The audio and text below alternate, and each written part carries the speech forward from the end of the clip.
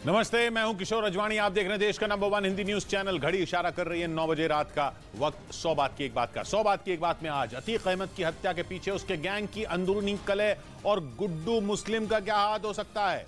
UP police के सूत्रों के मुताबिक एसटीएफ गुड्डू मुस्लिम के बेहद करीब है, कभी भी उसकी गिरफ्तारी हो सकती है। सूडान में सेना और अर्धसैनिक बल के संघर्ष ने गृह युद्ध पैदा कर दिया, जिसमें करीब 100 लोगों की मौत हो गई। और खबर है कि आतंकियों पर कार्रवाई के लिए पाकिस्तान की फौज ने अफगानिस्तान में घुसकर ऑपरेशन करने की योजना बनाई है। ब्रेकिंग न्यूज आ रही है अतीक अहमद हत्याकांड से जुड़ी। अतीक अहमद और अशरफ की हत्या के लिए बड़ी सुपारी दी गई थी क्या? एक आशंका यह जताई जा रही है कि सुपारी देने वाला गुड्डू मुस्लिम भी हो सकता है। वही गुड्डू मुस्लिम जिसे अतीक के गैंग का सबसे खास गुर्गा बताया जाता है। आशंका यह जताई जा रही है कि गुड्डू मुस्लिम ही अतीक और अशरफ की हत्या के पीछे हो सकता है। इस आशंका के बाद यह माना जा रहा है कि उसी ने सनी सिंह, लवलेश तिवारी और अरुण मौर्य को सुपारी दी थी।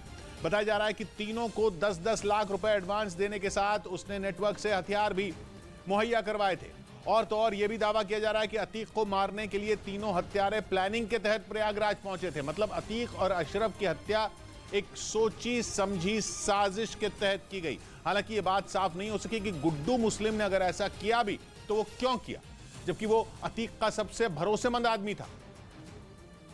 और वो न सिर्फ अतीक के आईएसआई कनेक्शन और हथियारों की डील को देखता था, बल्कि पूरे गैंग को भी संभालता था। मतलब गुड्डू मुस्लिम अतीक का राइट हैंड था, जो अतीक के जेल जाने के बाद से पूरे गैंग को ऑपरेट कर रहा था। इस बात की जानकारी यूपी एसटीएफ की टीम को अतीक के रिमांड के दौरान मिली थी। पुलिस सूत्रों का दावा है कि गुड्डू मुस्लिम ही पाकिस्तानी खुफिया एजेंसी आईएसआई से मंगवाए गए हथियारों को पंजाब के रास्ते यूपी तक लाता था। और तो और सिर्फ गुड्डू मुस्लिम को ही इस बात की जानकारी है कि पाकिस्तान से मंगवाए गए हथियारों को अतीक ने कहां छिपा कर रखा है। हालांकि गुड्डू मुस्लिम उमेश पाल की हत्या के बाद यानी 24 फरवरी से ही फरार है। पुलिस से बचने के लिए वो लगातार अपनी लोकेशन बदल रहा है, जबकि यूपी एसटीएफ की टीम उसे ढूंढने के लिए कई राज्यों में सर्च ऑपरेशन चला रही है। और पुलिस की जांच में यह बात सामने आई कि गुड्डू मुस्लिम अपने 5 साथियों के साथ झांसी में सतीश पांडे नाम के आदमी के घर 5 दिन तक रुका था। पुलिस सूत्रों के मुताबिक झांसी में रहने के दौरान गुड्डू मुस्लिम अतीक अहमद और अशरफ पर नजर बनाए हुए था। इसी वजह से एक आशंका ये जताई जा रही है कि अतीक और अशरफ को मारने की सुपारी देने में उसका हाथ हो सकता है। आशंका ये भी है कि उसी ने आरोपी सनी सिंह, लवलेश तिवारी और अरुण मौर्य को 10-10 लाख रुपए एडवांस के साथ उन्हें आधुनिक हथियार भी दिए थे। और बाकायदा हत्याकांड को अंजाम देने के लिए तीनों को प्रयागराज भेजा गया था। लेकिन पुलिस इस बात की तह तक नहीं पहुंच सकी है कि गुड्डू मुस्लिम ने अतीक और अशरफ की मारने की सुपारी क्यों दी होगी, जबकि वो अतीक का दाहिना हाथ माना जाता था।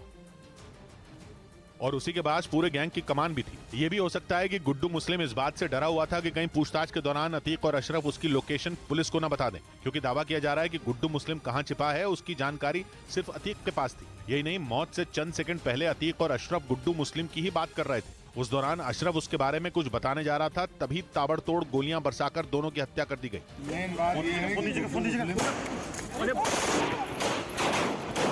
पुलिस के मुताबिक जिस गुड्डू मुस्लिम का नाम अशरफ ले रहा था, उसे बम बनाने में महारत हासिल है और वो यूपी के बड़े बड़े गैंगस्टरों के लिए काम कर चुका है। लेकिन पुलिस सूत्रों का कहना है कि बाद में अतीक अहमद के खास बुलावे पर वो उसके गैंग से जुड़ गया। पुलिस के मुताबिक महज 15 साल की उम्र में गुड्डू मुस्लिम ने छोटी मोटी चोरियों से अपराध की दुनिया में कदम रखा था।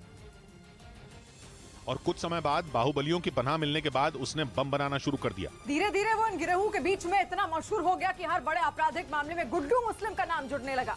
24 फरवरी को हुई उमेश पाल की हत्या के बाद आए सीसीटीवी वीडियो में भी गुड्डू मुस्लिम को बम फेंकते हुए देखा गया था। आरोप है कि उमेश पाल हत्याकांड में अतीक अहमद के बेटे असद और उसके साथी गुलाम के साथ गुड्डू मुस्लिम भी शामिल था। गुड्डू मुस्लिम करीब 50 दिनों से फरार है और पुलिस ने उस पर 5 लाख रुपए का इनाम रखा है, लेकिन वो अभी तक पुलिस की गिरफ्त से दूर है। पुलिस इस बात की जांच में जुटी है कि गुड्डू मुस्लिम और तीनों आरोपियों के बीच क्या कनेक्शन। साथ ही पुलिस ये भी पता लगाने की कोशिश में है कि तीनों आरोपी सनी सिंह, अरुण मौर्य और लवलेश तिवारी एक दूसरे के संपर्क में कैसे आए, क्योंकि तीनों यूपी के अलग अलग जिलों के रहने वाले हैं। लवलेश बांदा का रहने वाला है, जबकि सनी सिंह हमीरपुर और अरुण मौर्य कासगंज का रहने वाला है। पुलिस के मुताबिक सनी सिंह हिस्ट्री शीटर रहा है, उसके खिलाफ 18 केस दर्ज हैं और कई महीनों तक वो हमीरपुर जेल में भी बंद था। जबकि लड़की को चांटा मारने के आरोप में लवलेश तिवारी भी हमीरपुर जेल गया था। पुलिस सूत्रों का दावा है कि हमीरपुर जेल में ही सनी सिंह और लवलेश तिवारी की नजदीकी बढ़ी थी। सूत्रों का कहना है कि तीसरा आरोपी अरुण मौर्य और सनी सिंह पहले से ही एक दूसरे को जानते थे। पुलिस इस बात की जांच में जुटी है कि क्या सिर्फ नाम कमाने के लिए तीनों ने अतीक की हत्या की या फिर उन्हें किसी ने सुपारी दी थी। इस बीच पुलिस सूत्रों ने दावा किया कि गैंगस्टर अतीक अहमद को 27 मार्च को ही मारने की पूरी प्लानिंग कर ली गई थी, लेकिन पुलिस की कड़ी सुरक्षा की वजह से तीनों शूटरों का प्लान फेल हो गया था। 26 मार्च को पहली बार यूपी पुलिस अतीक अहमद को गुजरात की साबरमती जेल से यूपी के प्रयागराज लाने के लिए पहुंची थी और करीब 1300 किलोमीटर का सफर तय करके 27 मार्च को पुलिस का काफिला अतीक अहमद को लेकर प्रयागराज के नैनी जेल पहुंचा था। उस दौरान अतीक की सुरक्षा में 30 से ज्यादा यूपी पुलिस के जवान तैनात थे, लेकिन पुलिस सूत्रों का दावा है कि गुजरात की साबरमती जेल से यूपी के प्रयागराज लाने के दौरान ही अतीक अहमद को मारने की प्लानिंग की गई थी। पुलिस सूत्रों के मुताबिक इसके लिए तीनों हमलावरों ने प्रयागराज में पुलिस स्टेशन, अस्पताल से लेकर कोर्ट तक की रेकी की थी। मतलब जहां जहां अतीक को ले जाना था उन सारी जगहों की हमलावरों ने रेकी की थी, लेकिन पुलिस सूत्रों का कहना है कि भीड़ और कड़ी सुरक्षा की वजह से हमलावरों का प्लान फेल हो गया था। लेकिन कुछ रोज बाद ही तीनों आरोपियों को एक बार फिर अतीक को मारने का मौका मिला, क्योंकि उमेश पाल हत्याकांड में पूछताछ के लिए कोर्ट ने दोबारा अतीक को साबरमती जेल से प्रयागराज लाने का आदेश सुनाया। और पुलिस सूत्रों के मुताबिक इसका पता चलते ही तीनों आरोपी सनी सिंह, लवलेश तिवारी और अरुण मौर्य ने फिर से अतीक को मारने की प्लानिंग की और इस बार तीनों ने पत्रकार बनकर अतीक की हत्या का फुल प्रूफ प्लान तैयार किया। तीनों हमलावरों को अतीक को मारने का मौका तब मिला जब पूछताछ के बाद पुलिस मेडिकल जांच के लिए अतीक और अशरफ को लेकर अस्पताल जाने के लिए निकली। इसी दौरान पत्रकार बनकर आए तीनों हमलावरों ने दोनों को गोलियों से छलनी कर दिया। पुलिस सूत्रों का दावा है कि तीनों आरोपियों ने यह तय किया था कि हमले के दौरान किसी भी पुलिस वाले और मीडिया कर्मी को गोली न लगे, जिससे यह अंदाजा लगाया जा रहा है कि तीनों ने हथियार चलाने की ट्रेनिंग भी ली थी। इधर अतीक और अशरफ की हत्या के बाद पुलिस ने गुड्डू मुस्लिम की तलाश तेज कर दी। गुड्डू मुस्लिम अतीक अहमद का सबसे भरोसेमंद गुर्गा माना जाता है और पुलिस सूत्रों का दावा है कि अतीक के बाद गुड्डू मुस्लिम ही वो शख्स है जिसे अतीक के सारे नेटवर्क की जानकारी है। यहाँ तक कि पाकिस्तान से जिन हथियारों को ड्रोन के जरिए पंजाब लाने की बात कही जा रही है, वो काम भी गुड्डू मुस्लिम की देखरेख में ही होता था। इसलिए अतीक को डर था कि वो अगर पकड़ा गया तो उसके सारे राज खुल जाएंगे और इसी वजह से पुलिस अतीक और अशरफ से उसके बारे में कई बार सवाल कर चुकी थी। आशंका जताई गई कि असद की मौत के बाद गुड्डू मुस्लिम को भी एनकाउंटर का डर सताने लगा, जिससे बचने के लिए वो बार बार अपनी लोकेशन बदल रहा था। पुलिस गुड्डू मुस्लिम को उमेश पाल हत्याकांड के बाद से लगातार ढूंढ रही थी, लेकिन पुलिस सूत्रों से मिली जानकारी के मुताबिक वो हत्या को अंजाम देने के बाद प्रयागराज से भागकर झांसी पहुंच गया, जहां वो और उसके साथी 5 दिनों तक रुके और फिर वहां से फरार हो गए।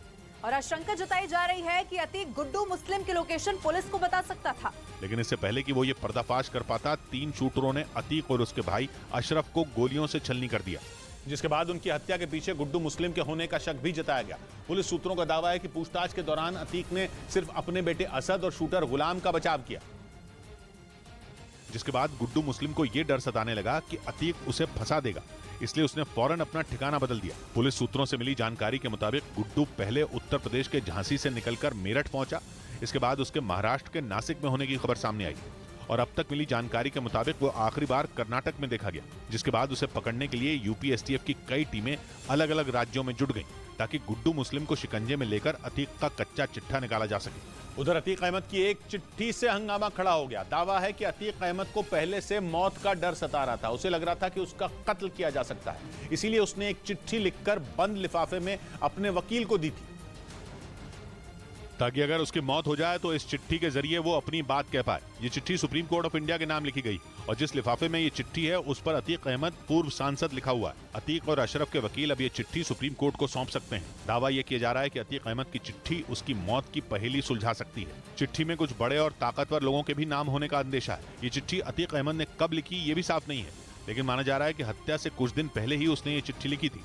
इसीलिए अंदेशा इस बात का है कि अतीक अहमद को किसी बड़ी साजिश के बारे में पता चला था। वो ये मान चुका था कि उसका कत्ल किया जा सकता है, इसीलिए उसने बिना वक्त गंवाए एक चिट्ठी लिखकर अपने वकील को सौंप दी थी। शनिवार रात हुई अतीक और अशरफ की हत्या के बाद से ही हंगामा मचा हुआ। पुलिस अब तक ये पहेली सुलझा नहीं पाई कि तीनों शूटर किसके कहने पर अतीक की हत्या करने पहुंचे थे, लेकिन माना जा रहा है कि अतीक की चिट्ठी में इस सवाल का जवाब हो सकता है। इसके अलावा इस चिट्ठी की मदद से कई लोगों के राज भी बाहर आ सकते हैं। शायद यही वजह है कि अतीक ने यह चिट्ठी बेहद खुफिया तरीके से लिखी और उसे सीधा सुप्रीम कोर्ट तक पहुंचाने की कोशिश की।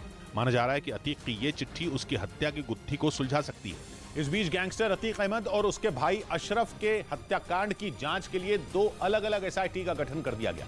पहली एसआईटी का गठन यूपी के डीजीपी आर.के. विश्वकर्मा ने किया, जबकि अतीक और अशरफ की हत्या की जांच के लिए दूसरी एसआईटी प्रयागराज पुलिस ने बनाई। इससे पहले यूपी सरकार न्यायिक जांच कमेटी भी बना चुकी है, जिसे 2 महीने में सरकार को रिपोर्ट सौंपनी होगी। यानी अतीक और उसके भाई अशरफ के हत्याकांड की जांच 3 स्तर पर होगी। इधर सूत्रों के मुताबिक उमेश पाल हत्याकांड के बाद अतीक अहमद ने अपने बेटे असद से फोन पर बात की थी। दावा है कि अतीक उस हत्याकांड की टाइमिंग को गलत मान रहा था। लेकिन सूत्रों के मुताबिक अतीक अहमद उमेश पाल को मौत के घाट उतारे जाने से काफी खुश भी था। बताया गया कि दोनों के बीच ये बातचीत उमेश पाल हत्याकांड के करीब 3 दिन बाद हुई। दावा है कि जांच एजेंसियों ने उनके बीच हुई बातचीत को इंटरसेप्ट किया। सूत्रों के मुताबिक फोन पर हुई बातचीत में अतीक ने असद से कहा था ये समय ठीक नहीं था, विधानसभा सत्र चल रहा है, काम लेकिन ठीक हुआ। बताया गया कि असद इस हत्याकांड के कुछ दिन बाद तक अतीक के संपर्क में था। 24 फरवरी को प्रयागराज में बीएसपी नेता राजू पाल की हत्या के केस में मुख्य गवाह उमेश पाल की दिन दहाड़े गोली मारकर हत्या कर दी गई थी। उधर पुलिस सूत्रों ने दावा किया कि अतीक की पत्नी शाइस्ता परवीन ने बेटे असद अहमद को पुलिस से बचाने के लिए गल्फ प्लान तैयार कर लिया था। शाइस्ता ने शूटर गुलाम को असद का साथ नहीं छोड़ने और उसे पश्चिम एशिया के देश भगाने की तैयारी करने के लिए कहा था। और पुलिस सूत्रों का कहना है कि फरार होने के बाद असद ने एक बार नेपाल भागने की कोशिश की थी, जिसकी पुलिस को भनक लग गई थी, जिसके बाद असद का नेपाल भागने का प्लान फेल हो गया। पुलिस सूत्रों के मुताबिक इसके बाद अतीक की पत्नी शाइस्ता परवीन ने बेटे असद को पुलिस से बचाने के लिए गल्फ प्लान बनाया। मतलब उसे पश्चिम एशिया के देश में भगाने की प्लानिंग की गई थी, जिसकी जिम्मेदारी शूटर गुलाम को दी गई थी। पुलिस सूत्रों का कहना है कि शाइस्ता ने गुलाम को असद का साथ नहीं छोड़ने और उसे देश से बाहर निकालने के लिए कहा था। सूत्रों का दावा है कि लखनऊ के एक बिल्डर ने 80 लाख रुपए शाइस्ता तक पहुंचाए थे, लेकिन असद का पासपोर्ट नहीं बनने और यूपीएसटीएफ की कड़ी चौकसी की वजह से शाइस्ता परवीन का गल्फ प्लान फेल हो गया था। पुलिस सूत्रों के मुताबिक विदेश भागने में नाकाम रहने के बाद असद शूटर गुलाम के साथ अलग अलग शहरों में छिपने लगा और पुलिस से बचने के लिए वो कानपुर से होते हुए दिल्ली के संगम विहार पहुंचा, जहां वो कई दिनों तक छिपा रहा। पुलिस सूत्रों का दावा है कि दिल्ली के बाद वो राजस्थान के अजमेर गया और फिर वहां से वो उत्तर प्रदेश के झांसी में आकर छिप गया था। पुलिस के मुताबिक अतीक के करीबी ने ही असद और गुलाम को छिपने की जगह दी थी। इसी दौरान 13 अप्रैल को यूपीएसटीएफ की टीम को झांसी के परीछा बांध के पास दोनों की लोकेशन मिली। पुलिस सूत्रों का कहना है कि दोनों को यूपीएसटीएफ की टीम जिंदा पकड़ना चाहती थी, जिसके लिए दोनों को सरेंडर करने के लिए कहा गया, लेकिन पुलिस के मुताबिक दोनों ने फायरिंग शुरू कर दी, जिसके बाद जवाबी कार्रवाई कर दोनों को ढेर कर दिया गया। इधर अतीक अहमद और उसके भाई अशरफ की हत्या के बाद उत्तर प्रदेश के चर्चित गैंगस्टर श्री प्रकाश शुक्ल की चर्चा होने लगी। पुलिस सूत्रों के मुताबिक इस हत्याकांड में शामिल शूटर सनी सिंह श्री प्रकाश शुक्ल का फैन है और उसी की तरह एक नामी गैंगस्टर बनना चाहता है। इसी वजह से कम उम्र में ही उसने अपराध का रास्ता चुन लिया। पुलिस के मुताबिक दोनों हाथों से गोली चलाने में माहिर सनी उत्तर प्रदेश के हमीरपुर का रहने वाला है और उसके खिलाफ 18 मामले दर्ज हैं। पुलिस का कहना है कि उन मामलों में वो कई बार जेल भी गया था और जेल से बाहर आने के बाद वो किसी बड़े अपराध को अंजाम देने की ताक में था, ताकि उसका नाम यूपी के बड़े गैंगस्टरों में शामिल हो सके। मतलब वो 90 के दशक के चर्चित माफिया सरगना श्री प्रकाश शुक्ल का न सिर्फ जुनून उस पर सवार था, बल्कि वो कुछ भी करने के लिए तैयार था। पुलिस सूत्रों का कहना है कि सनी सिंह बचपन से ही श्री प्रकाश शुक्ल के पोस्टर निकालकर अपने पास रखता था और उसके स्टाइल को कॉपी करता था। पुलिस का दावा है कि उसने श्री प्रकाश शुक्ला की तरह ही बनने के लिए बाकायदा दोनों हाथों से गोली चलाने की काफी दिनों तक प्रैक्टिस की थी। असल में 90 के दशक में श्री प्रकाश उत्तर प्रदेश पुलिस के लिए सिरदर्द बन गया था। उस पर फिरौती, अपहरण, हत्या और डकैती जैसे कई संगीन मामले दर्ज थे और उसे यूपीएसटीएफ ने 1998 में मुठभेड़ में मार गिराया था। पुलिस सूत्रों के मुताबिक सनी सिंह भी उसके नक्शे कदम पर चलकर बड़ा गैंगस्टर बनने की तैयारी में था और माना जा रहा है कि इसी वजह से वो अतीक की हत्या में शामिल हुआ और लवलेश तिवारी और अरुण मौर्य के साथ मिलकर हत्याकांड को अंजाम दिया। इस बीच अतीक अहमद और अशरफ के पाकिस्तान कनेक्शन सामने आने के बाद पुलिस दोनों को प्रयागराज के कसारी मसारी के जंगल में लेकर पहुंची थी, जहां उसने एक गड्ढे से 50 कारतूस और 2 पिस्तौल बरामद की थी। उमेश पाल हत्याकांड के मामले में पुलिस अतीक अहमद और अशरफ से पूछताछ कर रही थी। दावा है कि उन्होंने ही हथियारों के बारे में कुछ राज पुलिस के सामने खोले थे, जिसके बाद पुलिस उन्हें इस जंगल में लेकर पहुंची थी। जिस दिन अतीक और अशरफ का मर्डर हुआ, उससे महज 1 घंटे पहले यूपी पुलिस उन्हीं दोनों की निशानदेही पर यहां उनको लेकर आई थी। अतीक अहमद का पाकिस्तान कनेक्शन सामने आने के बाद पुलिस विदेशी हथियारों के प्रयागराज पहुंचने के रहस्यों को सुलझा रही थी। पुलिस के मुताबिक अतीक और अशरफ ने कसारी मसारी के जंगल में हथियारों को छिपाने के बारे में बताया था। उधर न्यूज 18 को पुलिस सूत्रों से जानकारी मिली कि अतीक अहमद की हत्या की खबर सुनते ही प्रयागराज की नैनी जेल में बंद उसके बेटे अली के होश उड़ गए। पुलिस सूत्रों के मुताबिक जैसे ही अली को अपने पिता और चाचा की मौत की खबर मिली, वो बुरी तरह चीखने लगा और फिर उसने दहाड़े मार मार कर रोना शुरू कर दिया। पुलिस सूत्रों ने बताया कि अली अपने सेल के बाहर मौजूद पुलिस के जवानों पर भड़क गया। अपने पिता और चाचा की हत्या की खबर सुनकर वो पूरी तरह बौखला गया। सूत्रों के मुताबिक बौखलाया हुआ अली अहमद बड़बड़ाते हुए तेजी से अपनी बैरक में इधर उधर चलने लगा। उसकी हालत ऐसी हो गई कि कभी वो रोते हुए बैठ जाता तो कभी अपने बाल खींचने लगता। हालांकि बताया गया कि थोड़ी ही देर बाद वो शांत हो गया और गुमसुम होकर अपनी बैरक में एक तरफ जाकर बैठ गया। अतीक के 5 बेटों में सबसे बड़ा उमर लखनऊ जेल में है, जबकि दूसरे नंबर का अली पिछले साल जुलाई में सरेंडर करने के बाद से नैनी सेंट्रल जेल में बंद है। जहां उसे सख्त सुरक्षा में रखा जाता है और 15 अप्रैल को मेडिकल के लिए ले जाते वक्त जैसे ही अतीक अहमद और अशरफ की हत्या हुई, नैनी जेल प्रशासन अलर्ट हो गया। रात में ही बड़े अधिकारी जेल पहुंच गए और पूरी रात वहीं जमे रहे। और 16 अप्रैल की सुबह होने तक अली अहमद की बैरक की किलेबंदी कर दी गई। वहां बड़ी संख्या में पुलिस के जवानों की तैनाती कर दी गई। सूत्रों के मुताबिक जेल प्रशासन ने अली अहमद की बैरक के बाहर पुलिस के जवानों के साथ डिप्टी जेलर भी तैनात कर दिए। पुलिस को आशंका थी कि अपने पिता और चाचा की हत्या की खबर सुनकर अली अहमद कोई गलत कदम न उठा ले, क्योंकि 13 अप्रैल को अपने भाई असद के एनकाउंटर के बाद से ही अली अहमद बुरी तरह बिफरा हुआ था। ऐसे में अतीक और अशरफ की हत्या की खबर से वो और बौखला गया। पुलिस सूत्रों के मुताबिक इसी वजह से अली अहमद की बैरक के बाहर मौजूद पुलिस वालों को सख्त निर्देश दिए गए कि वो उसकी छोटी से छोटी हरकत पर भी नजर बनाए रखें। वहीं प्रयागराज की नैनी सेंट्रल जेल में गैंग वॉर की आशंका के बाद अतीक और अशरफ की हत्या को अंजाम देने वाले तीनों शूटरों को प्रतापगढ़ जेल शिफ्ट कर दिया गया। पुलिस के सूत्रों के मुताबिक नैनी सेंट्रल जेल में तीनों शूटरों पर हमले का खतरा मंडरा रहा था, क्योंकि नैनी सेंट्रल जेल में ही अतीक अहमद का बेटा अली अहमद भी बंद है और इसी जेल में अतीक अहमद के कई गुर्गे भी अपनी सजा काट रहे हैं। सूत्रों के मुताबिक इसी बात से आशंका जताई जा रही थी कि अतीक और अशरफ की हत्या का बदला लेने के लिए लवलेश, सनी और अरुण को निशाना बनाया जा सकता है।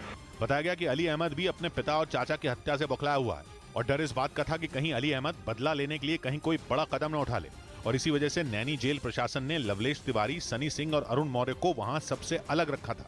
बताया गया कि तीनों को हाई सिक्योरिटी सेल में रखा गया था, जिसमें सीसीटीवी भी लगाया गया, क्योंकि पुलिस को इस बात की आशंका थी कि तीनों पर जेल में हमला हो सकता है। हालांकि इतनी तगड़ी सुरक्षा के बाद भी पुलिस कोई चांस नहीं लेना चाहती थी। कहा जा रहा है कि इसी वजह से तीनों को नैनी जेल से प्रतापगढ़ जेल में शिफ्ट कर दिया गया। इस बीच पुलिस सूत्रों ने दावा किया कि अतीक अहमद और उसके भाई अशरफ की हत्या करने वाला आरोपी लवलेश तिवारी अपराध की दुनिया में अपना दबदबा कायम करना चाहता था, और सूत्रों के मुताबिक पुलिस की पूछताछ में उसने खुद इसके बारे में बताया। दावा है कि लवलेश तिवारी बड़े गैंगस्टर के तौर पर मशहूर होना चाहता था, लेकिन अब जब लवलेश की फेसबुक प्रोफाइल सामने आ गई तो कई राज का पर्दाफाश हुआ। उसने फेसबुक पर दोस्तों के बीच अपनी धमक जमाने के लिए हथियारों के साथ भी फोटो डाली थी। 7 दिसंबर 2018 को उसने बंदूक के साथ एक फोटो डाली और लिखा कि जिस दिन होगा दिमाग खराब उस दिन करूंगा सबका हिसाब।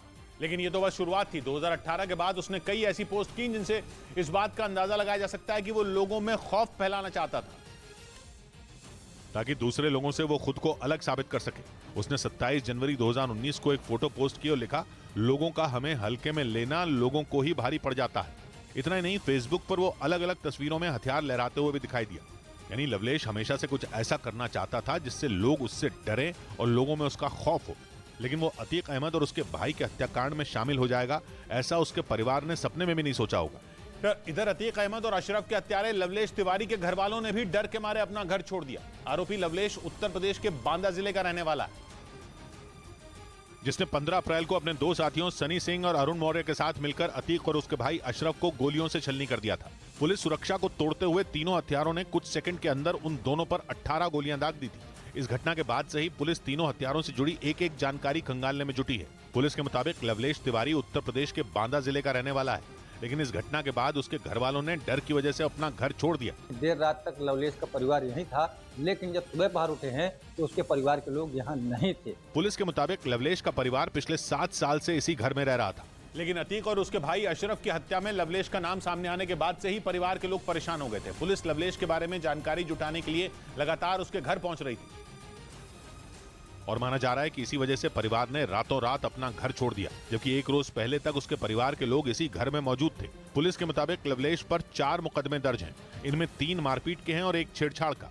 और पुलिस सूत्रों का दावा है कि जेल जाने के दौरान उसकी मुलाकात कई बड़े बदमाशों से हुई थी। उस वक्त इसकी मुलाकात उस समय जेल में अनिल दुर्जाना, शनि से हुई और कई शूटर भी वहां पर बंद थे। लवलेश के पड़ोसियों के मुताबिक जेल से निकलने के बाद लवलेश ने घर आना कम कर दिया था, लेकिन किसी को यह अंदाजा नहीं था कि वो अपने साथियों के साथ मिलकर इतने बड़े हत्याकांड को अंजाम दे देगा। उधर अतीक अहमद और उसके भाई अशरफ की हत्या में शामिल शूटर अरुण मौर्य अपने दोस्त की शादी में शामिल होने का बहाना बनाकर घर से गायब हुआ था।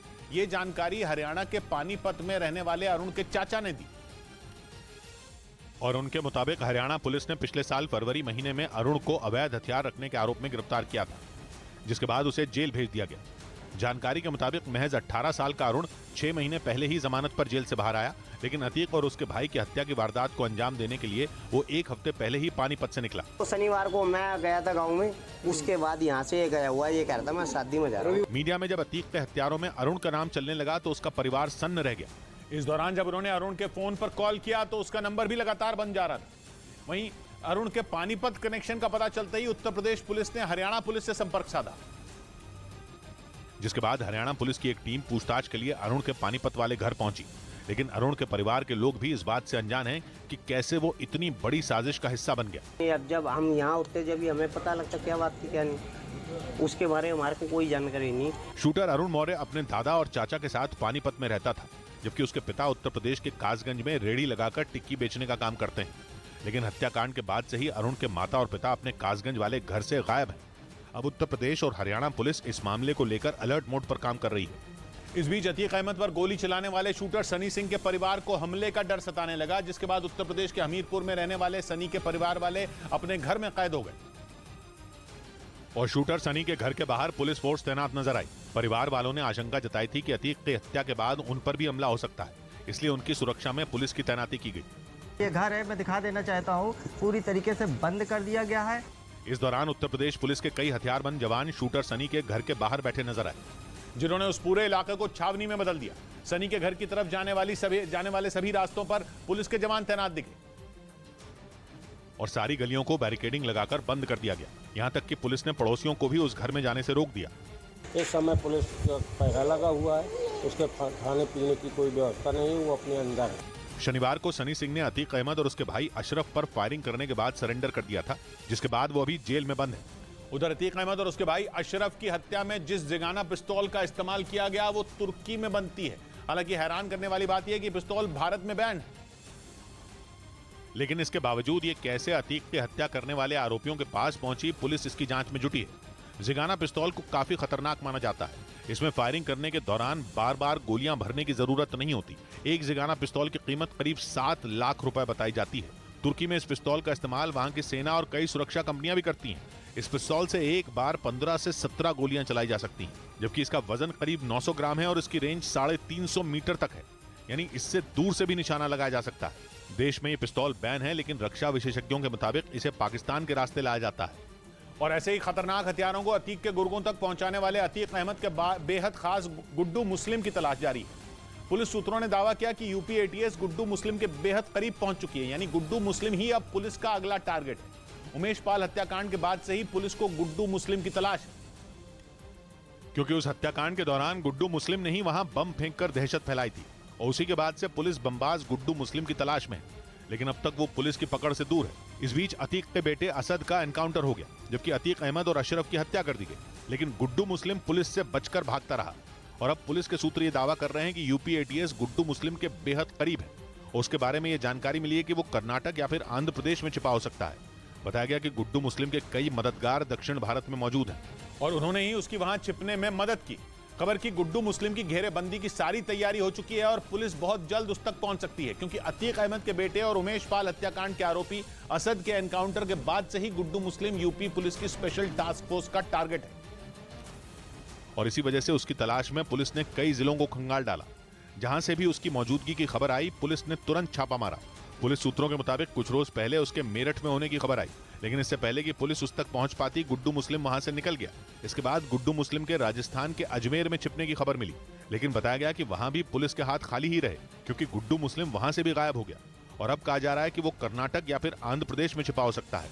और सूत्र बता रहे हैं कि पुलिस ने उसे गिरफ्त में लेने की पूरी तैयारी कर ली है। गुड्डू मुस्लिम, असद और गुलाम, ये 3 ही लोग थे जो उमेश पाल की हत्या वाले सीसीटीवी वीडियो में दिख रहे थे, जिनमें असद और गुलाम के एनकाउंटर में ढेर होने के बाद अब केवल गुड्डू मुस्लिम बाकी है। इसलिए पुलिस जल्द से जल्द गुड्डू मुस्लिम तक पहुंचना चाहती है। गुड्डू मुस्लिम उमेश पाल की हत्या के वीडियो में बम फेंकता दिखाई दिया था। उसे बम बनाने और बम फेंकने का माहिर माना जाता है, इसीलिए लोग उसे बमबाज गुड्डू भी कहते हैं। जुर्म की दुनिया में वो करीब 2 दशक से है। अतीक अहमद से पहले वो श्री प्रकाश शुक्ल जैसे खूंखार बाहुबलियों के साथ भी काम कर चुका है। गुड्डू मुस्लिम करीब 2 दशक से भी ज्यादा वक्त से यूपी में अलग अलग गिरोहों से जुड़ा रहा है और कहा जा रहा है कि अब वो जल्द ही यूपी एटीएस की गिरफ्त में आ सकता है, जिसके बाद अतीक और उसके गैंग से जुड़े कई और राज खुल सकते हैं। उधर गैंगस्टर अतीक अहमद के नाम के साथ जी लगाना तेजस्वी यादव को भारी पड़ गया। उनके इस बयान पर बीजेपी ने उन्हें आड़ा हाथ लिया और आरोप लगाया कि उनकी सरकार में गुंडे माफिया पाले पोसे गए। अतीक अहमद और मुख्तार अंसारी जैसे लोग इनको पूजनीय तो लगेंगे ही।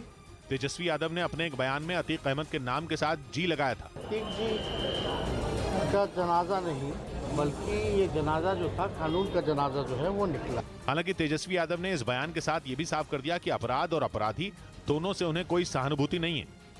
इधर केंद्र सरकार ने मीडिया कवरेज के दौरान पत्रकारों की सुरक्षा के लिए दिशा निर्देश बनाने का काम शुरू कर दिया। अतीक अहमद और उसके भाई की हत्या के बाद केंद्र सरकार ने पत्रकारों की सुरक्षा के लिए यह फैसला लिया और सूत्रों के मुताबिक गृह मंत्रालय ने दिशा निर्देशों पर काम शुरू कर दिया, जिसके तहत वैध पहचान पत्र होने पर ही पत्रकारों को घटना वाली जगह जाने की अनुमति मिलेगी।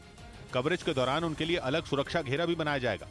शनिवार को जिन लोगों ने अतीक अहमद पर हमला किया वो पत्रकार बनकर आए थे। ब्रेकिंग न्यूज आ रही है, ईरान और इजरायल के बीच युद्ध छिड़ने के आसार बहुत ज्यादा बढ़ गए हैं। अमेरिका के अखबार द वॉल स्ट्रीट जर्नल ने खबर छापी है कि इजरायल पर एक साथ चौतरफा हमला करने के लिए ईरान अपने समर्थन वाले सभी चरमपंथी संगठनों को एकजुट करने में लगा है। इस काम का जिम्मा ईरान की सेना की branch Islamic revolutionary guard core की कुद्स फोर्स के चीफ खुद संभाल रहे हैं। ईरान की कुद्स फोर्स अपने तौर तरीकों की वजह से दुनिया भर में बदनाम है और द वॉल स्ट्रीट जर्नल की खबर है कि उसी कुद्स फोर्स के चीफ ने बीते कुछ हफ्तों में फिलिस्तीन के चरमपंथी संगठन हमास और लेबनान के चरमपंथी संगठन हिजबुल्लाह से टॉप सीक्रेट मुलाकात की है। यह भी दावा है कि ईरान के सैन्य अफसर मार्च में सीरिया में मौजूद फिलिस्तीन के कुछ चरमपंथी संगठनों के लड़ाकों से भी मिले थे, जिसके बाद गाजा पट्टी से भी इजरायल पर रॉकेट चले, लेबनान से भी इजरायल पर हमले हुए और सीरिया से भी इजरायल को निशाना बनाया गया। यानी ईरान ने बस ऑर्डर दिया और इजरायल पर अटैक शुरू हो गए। ईरान की हां में हां मिलाने वाले चरमपंथी संगठनों ने उसके बस एक इशारे पर इजरायल पर वार कर दिया और इजरायल पर 3 दिशाओं से अंधाधुंध रॉकेट बरस पड़े। इसका मतलब तो यही है कि ईरान ने सिर्फ ऐलान नहीं किया, लेकिन उसने इजरायल के खिलाफ जंग शुरू कर दी और अब डर यह है कि ईद पर कुछ भी हो सकता है और ईद इसी हफ्ते है। द वॉल स्ट्रीट जर्नल ने जो रिपोर्ट छापी उससे साफ है कि ईरान का प्लान बहुत डरावना है और वो ये कि हर दिशा से इजरायल को घेर कर उस पर ताबड़तोड़ वार किए जाएं ताकि वो जवाबी वार करने के लिए सीरी न उठा सके। खुद इजरायल की मिलिट्री इंटेलिजेंस अपनी सरकार को चेतावनी दे चुकी है कि ईरान के हौसले काफी बुलंद हैं और रमजान का महीना खत्म होने के बाद इजरायल की जंग छिड़ सकती है। यानी इजरायल को भी अंदाजा है कि मामला बहुत ज्यादा गर्म है। ईरान वर्सेस इजरायल होने की आशंका उसे भी है। इसी वजह से यह खबर एकदम पुख्ता मानी जा रही है कि ईरान इजरायल से बदला लेने के लिए छटपटा रहा है, क्योंकि द वॉल स्ट्रीट जर्नल ने दावा किया कि 2 हफ्ते पहले ईरान की सेना की branch Islamic revolutionary guard core की कुद्स फोर्स के चीफ इस्माइल कानी लेबनान में थे। इजरायल के उत्तर में मौजूद लेबनान उसका पड़ोसी है। बताया गया कि इजरायल पर हमले का प्लान बनाने के लिए 3 अप्रैल को ईरान के कुछ अफसर लेबनान की राजधानी बेरूत पहुंचे। वहां ईरान के दूतावास में इस्माइल कानी ने चरमपंथी संगठनों हमास और हिजबुल्लाह के नेताओं से मुलाकात की। उस मुलाकात में इजरायल पर हमले की एक डिटेल फाइनल की गई और 6 अप्रैल को दक्षिणी लेबनान से इजरायल पर रॉकेटों की बौछार हो गई। हालांकि जब हमला हुआ था तब भी यही माना जा रहा था कि ईरान के इशारे पर ही इजरायल पर रॉकेट चलाए गए, लेकिन इस बात की तरफ साफ साफ इशारा करती रिपोर्ट अब सामने आई, जिसमें द वॉल स्ट्रीट जर्नल ने यह भी दावा किया कि ईरान ने सिर्फ लेबनान को ही अपना मोहरा नहीं बनाया, बल्कि उसने लेबनान की तरह इजरायल के दूसरे पड़ोसी सीरिया से भी उस पर रॉकेट चलवाए। सीरिया ईरान का अच्छा दोस्त है। सीरिया की सरकार को विद्रोहियों से बचाने के लिए ईरान के लड़ाके और सेना के अधिकारी पहले ही सीरिया में मौजूद हैं और द वॉल स्ट्रीट जर्नल की रिपोर्ट में कहा गया कि मार्च का महीना जब खत्म होने को था तब ईरान की कुद्स फोर्स के चीफ इस्माइल कानी ने सीरिया में भी फिलिस्तीन के चरमपंथी संगठनों से मीटिंग की थी। और इत्तेफाक की बात यह कि 2 हफ्ते पहले इजरायल ने सीरिया से भी उस पर रॉकेट हमले होने का दावा किया था, जिसकी जिम्मेदारी सीरिया से ऑपरेट होने वाले फिलिस्तीन के एक चरमपंथी संगठन ने ही ली थी। क्योंकि द वॉल स्ट्रीट जर्नल ने बताया कि जब कुद्स फोर्स के चीफ इस्माइल कानी सीरिया में मौजूद फिलिस्तीन के चरमपंथी संगठनों से मिले तो उन्होंने चरमपंथियों को इजरायल का डर भी दिखाया और उनके मन में इजरायल के खिलाफ सुलग रही बदले की आग को भी भड़काया। ईरान ने फिलिस्तीनी लड़ाकों से कहा कि उसके पास पक्की जानकारी है कि इजरायल उन पर हमले का प्लान बना चुका है, इसलिए इससे पहले कि इजरायल वार करे उसे ठिकाने लगा दिया जाना चाहिए। बताया गया कि जनरल इस्माइल कानी ने बिना वक्त जाया किए तुरंत इजरायल पर हमले करने को कहा और तो और ईरान ने यह वादा भी किया कि वो इजरायल के हमलों को रोकने के लिए हर मदद मुहैया कराएगा। उधर इलॉन मस्क की कंपनी स्पेसएक्स का सबसे बड़े रॉकेट का लॉन्च टल गया, जिसकी जानकारी खुद इलॉन मस्क ने ट्वीट के जरिए दी और बताया कि लॉन्च से पहले उसमें तकनीकी खराबी आ गई, जिसकी वजह से स्पेसएक्स इतिहास रचने से चूक गया। क्योंकि अगर ये लॉन्च कामयाब हो जाता तो वो न सिर्फ दुनिया के सबसे बड़े रॉकेट का लॉन्च होता, बल्कि इसके जरिए पहली बार कोई इंसान पृथ्वी के अलावा किसी दूसरे ग्रह पर कदम रख पाता। इधर पाकिस्तान की सेना ने एक ऑपरेशन चलाकर आतंकी संगठन टीटीपी यानी तहरीक तालिबान पाकिस्तान के 8 आतंकियों को ढेर कर दिया। पाकिस्तान के मुताबिक उसे अफगानिस्तान की सीमा से बड़ी संख्या में टीटीपी के आतंकियों के घुसपैठ की जानकारी मिली थी, जिसके बाद पाकिस्तानी सेना ने एक ऑपरेशन चलाकर टीटीपी के कई आतंकियों को मार गिराया। पाकिस्तान का दावा है कि मारे गए आतंकी ईद पर पाकिस्तान के बड़े शहर पेशावर, लाहौर, रावलपिंडी और इस्लामाबाद पर हमले की तैयारी में थे, जिसका पता चलने के बाद पाकिस्तान ने आतंकियों के खिलाफ ऑपरेशन शुरू कर दिया। पाकिस्तान की तरफ से एक वीडियो भी जारी किया गया जिसमें उसके लड़ाकू हेलीकॉप्टर टीटीपी के आतंकियों को ढेर करते दिखे। पाकिस्तान का दावा है कि इस ऑपरेशन में टीटीपी के 8 आतंकी मारे गए, जबकि एक दूसरे वीडियो में पाकिस्तान के कई टैंक अफगानिस्तान बॉर्डर की तरफ जाते नजर आए। और इसी वजह से ये माना जा रहा है कि पाकिस्तान अफगानिस्तान में घुसकर टीटीपी के खिलाफ बड़े ऑपरेशन की तैयारी में है, क्योंकि करीब 6 महीने से इस आतंकी संगठन ने पाकिस्तान की नाक में दम कर रखा है। लेकिन 31 जनवरी को पेशावर की एक मस्जिद में हुए आत्मघाती हमले ने पाकिस्तान सरकार को हिलाकर रख दिया था। टीटीपी के उस हमले में 100 से ज्यादा लोग मारे गए थे। उस हमले के बाद भी टीटीपी के आतंकियों ने कई बार पाकिस्तान के सुरक्षा बल के जवानों को निशाना बनाया, जिसके बाद पाकिस्तान ने अफगानिस्तान में घुसकर टीटीपी के ठिकानों पर एयर स्ट्राइक करने की बात कही थी, जिससे तालिबान भड़क गए थे।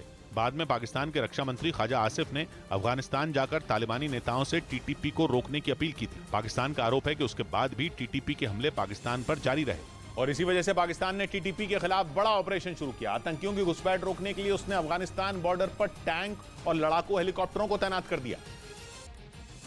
साथ ही पाकिस्तानी सेना ने अफगानिस्तान बॉर्डर पर बसे लोगों से सुरक्षित जगह जाने की अपील की। इसी वजह से यह माना जा रहा है कि पाकिस्तान की सेना टीटीपी के खिलाफ कुछ बड़ा करने की तैयारी में है। पाकिस्तान ने सेना की यह तैनाती उत्तरी और दक्षिणी वजीरिस्तान में की है और उस इलाके में आतंकी संगठन टीटीपी के अलावा कई दूसरे आतंकी गुट भी मौजूद हैं। कुछ रोज पहले भी पाकिस्तान ने अफगानिस्तान की सीमा के पास खैबर पख्तूनख्वा के एक इलाके में टीटीपी के एक ठिकाने को ध्वस्त कर दिया था। पाकिस्तानी सेना ने उस ऑपरेशन में टीटीपी के 6 से ज्यादा आतंकियों के मारे जाने का दावा किया था। वहीं कंगाली की मार झेल रहे पाकिस्तान के चीफ जस्टिस की एक तस्वीर वायरल हो गई। वो इस तस्वीर में एक विदेशी कंपनी के जूते पहने नजर आए, जिसकी कीमत लाखों में, और वो भी तब जब पाकिस्तान की जनता दाने दाने को मोहताज है। सोशल मीडिया पर वायरल इस तस्वीर में पाकिस्तान के chief justice Umar Ata Bandial Gucci company के जूते पहने दिखाई दिए, जिनकी कीमत पाकिस्तानी रुपयों में करीब 2.25 लाख बताई गई। जिसके बाद उनके इस महंगे शौक को लेकर पाकिस्तान के लोगों ने उन्हें लताड़ना शुरू कर दिया, क्योंकि पाकिस्तान की शहबाज सरकार और चीफ जस्टिस बंदियाल के बीच पहले से ही अनबन है। यहाँ तक कि शहबाज शरीफ ने उनसे इस्तीफे की मांग तक की थी, लेकिन उन्होंने मना कर दिया था और अब उनके महंगे जूतों को लेकर पाकिस्तान में नई बहस छिड़ गई। इस बीच पाकिस्तान के सेना प्रमुख आसिम मुनीर ने यह दावा किया कि पाकिस्तान का सबसे बड़ा दुश्मन आतंकी संगठन टीटीपी यानी तहरीक तालिबान पाकिस्तान है, जो पाकिस्तान में एक के बाद एक कई घटनाओं को अंजाम दे चुका है और पिछले कुछ सालों में पाकिस्तान के लिए सबसे बड़ी सिरदर्दी बन गया है, जिसे पड़ोसी देश अफगानिस्तान की सत्ता में बैठे तालिबान हौसला दे रहे हैं। पाकिस्तानी सेना प्रमुख आसिम मुनीर ने आरोप लगाया कि तालिबान के इशारों पर ही पाकिस्तान को दहलाने की साजिश रची गई और अफगान तालिबान की वजह से ही टीटीपी इतना ताकतवर बन गया, जिसके बाद उस पर काबू पाने में पाकिस्तान का पसीना छूट गया। पाकिस्तान के सेना प्रमुख ने दावा किया कि जब से तालिबान सरकार में आए, पाकिस्तान में आतंकी हमले तेज हो गए, क्योंकि तालिबान आतंकी संगठन टीटीपी को न सिर्फ आर्थिक सहायता दे रहे हैं, बल्कि उनके लड़ाके पाकिस्तान में आतंक फैलाने से भी बाज नहीं आ रहे, जिसका असर यह है कि आए दिन पाकिस्तान में तहलका मच रहा है। सेना प्रमुख आसिम मुनीर ने दावा किया कि कुछ दिन पहले कराची में हुए हमले में भी तालिबान के 2 लड़ाके शामिल थे, जिन्होंने पाकिस्तान में आतंक फैलाने के इरादे से टीटीपी से हाथ मिला लिया और कराची की पुलिस चौकी पर हमला बोल दिया। यानी जिस सांप को पाकिस्तान की सरकार ने पाला पोसा, अब वही उस पर फन फैला चुका है, जिससे निपटना शहबाज शरीफ और पाकिस्तान की सेना के लिए मुश्किल साबित हो रहा है। इधर बिहार के राज्यपाल के काफिले की एक गाड़ी हादसे का शिकार हो गई। वो एक कार्यक्रम में शिरकत करने के लिए पटना से मुजफ्फरपुर जा रहे थे, लेकिन इसी दौरान वैशाली जिले में उनके काफिले में चल रही दमकल विभाग की गाड़ी का बैलेंस बिगड़ गया, जिसके बाद वो डिवाइडर को पार करते हुए दूसरी लेन में एक ऑटो से जा टकराई। इस हादसे में 6 लोग घायल हो गए, जिन्हें इलाज के लिए अस्पताल में भर्ती करवाया गया। बताया गया कि राज्यपाल राजेंद्र विश्वनाथ अर्लेकर की गाड़ी काफिले में आगे की ओर चल रही थी, इसीलिए उसे कोई नुकसान नहीं पहुंचा।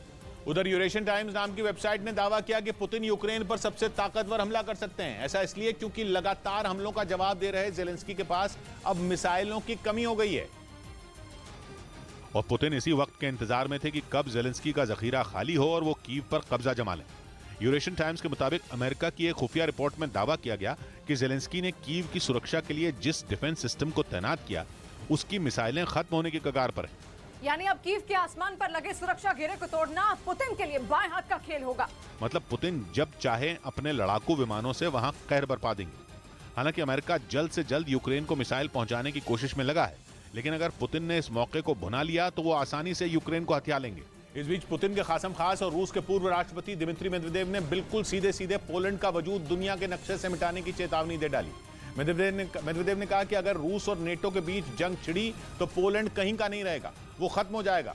असल में बीते हफ्ते ही पोलैंड के प्रधानमंत्री ने बयान दिया था कि नेटो आसानी से रूस को हरा देगा, जिस पर दिमित्री मेदवेदेव की त्योरियां चढ़ गईं और उन्होंने पोलैंड के प्रधानमंत्री को बेवकूफ बता दिया। जब से जंग छिड़ी है तब से पोलैंड यूक्रेन का मददगार बना हुआ है, इस वजह से वो रूस की दुश्मनी मोल लिए बैठा है। पोलैंड की लोकेशन काफी अहम है, वो यूक्रेन और रूस दोनों का पड़ोसी है और ऐसा पड़ोसी है जो नेटो का सदस्य है। इसलिए अगर नेटो और रूस की लड़ाई हुई तो पोलैंड का रोल बहुत अहम रहेगा। उसी बात पर पोलैंड के पीएम ने बयान दिया, लेकिन दिमित्री मेदवेदेव ने उन्हें करारा जवाब देते हुए ट्वीट किया कि जंग में कौन जीतेगा ये तो नहीं पता, लेकिन इतना तो तय है कि पोलैंड और उसके बेवकूफ प्रधानमंत्री का नामो निशान नहीं बचेगा। इधर पश्चिम बंगाल में हुए शिक्षक भर्ती घोटाले में टीएमसी नेता अभिषेक बनर्जी को सुप्रीम कोर्ट से राहत मिल गई। कोर्ट ने कलकत्ता हाई कोर्ट के सीबीआई और ईडी की जांच के फैसले पर फिलहाल रोक लगा दी, जिसमें अभिषेक बनर्जी से पूछताछ का आदेश दिया गया था। हालांकि सुप्रीम कोर्ट ने सिर्फ अगली सुनवाई तक के लिए इस फैसले पर रोक लगाई। इस मामले पर अगली सुनवाई 24 अप्रैल को होगी।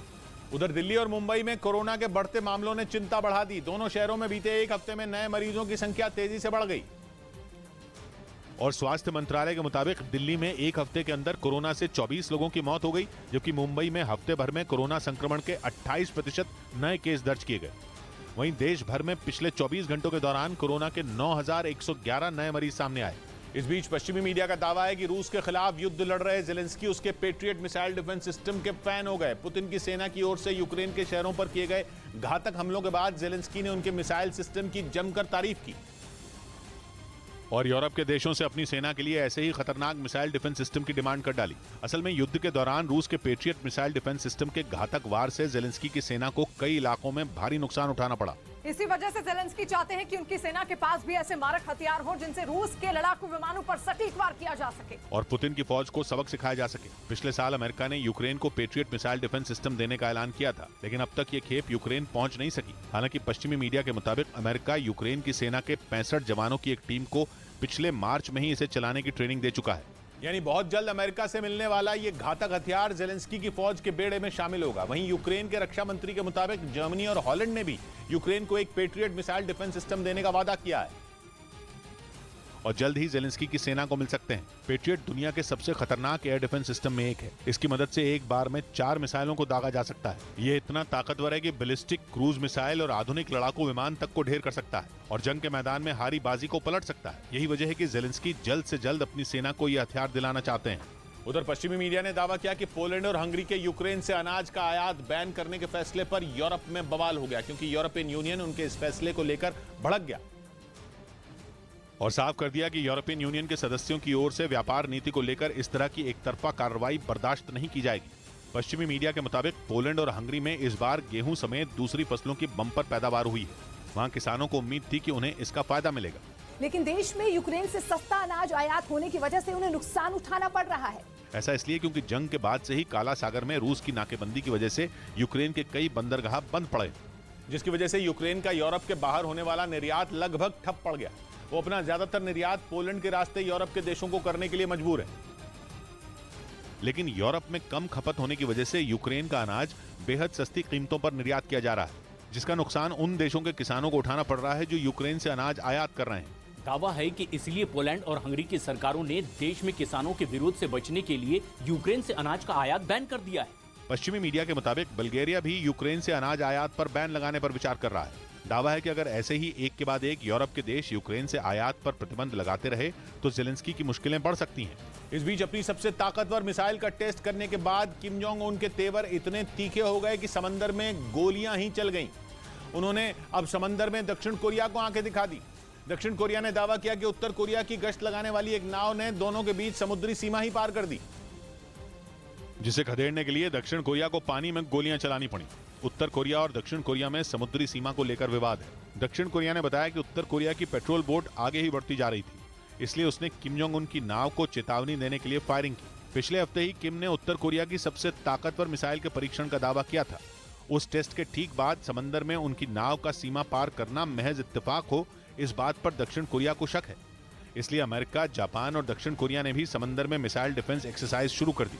सामने आई तस्वीरों में उनके जंगी जहाज इतनी तेजी से आगे बढ़ते दिखे मानो जंग वाकई छिड़ गई हो। उधर इटली के सिसिली में 2000 किलो कोकेन मिलने से हड़कंप मच गया। जानकारी के मुताबिक कोकेन की कीमत 400 मिलियन यूरो यानी भारतीय रुपयों में करीब 3600 करोड़ रुपए बताई गई, जो समुद्र के बीचों बीच तैरती नजर आई। घटना की जानकारी मिलते ही पुलिस के जवान समुद्र में पहुंच गए। उसके बाद उन जवानों ने कोकेन के पैकेट को जब्त कर उन्हें एक जहाज में रखा और उसे अपने साथ लेकर चले गए।